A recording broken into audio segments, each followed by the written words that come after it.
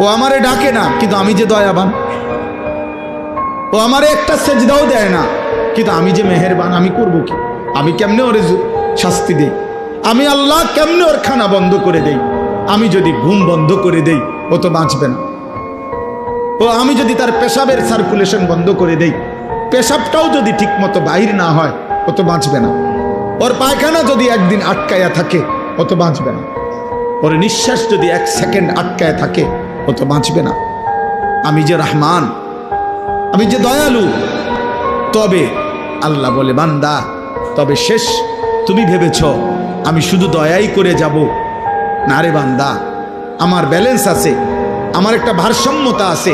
আমি আল্লাহ আজ দুনিয়ায় মৃত্যু পর্যন্ত ওয়াদা দিছি, তোমার আমি লালন পালন করব, খাওয়াবো, পড়াবো, ডাকলেও না ডাকলেও, সেজদা দিলেও না দিলেও আমার গোলামি করো আর নাফরমানি করো।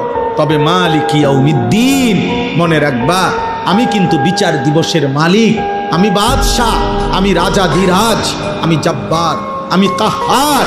আজ দুনিয়ায় আমি যা দিয়েছি, খোদার কসম আল্লাহ বলছে, বান্দা তার সব কিছুর চুল চেরা, বিন্দু বিন্দু, জাররা জাররা হিসাব আবার আখিরাতে আমি নেব।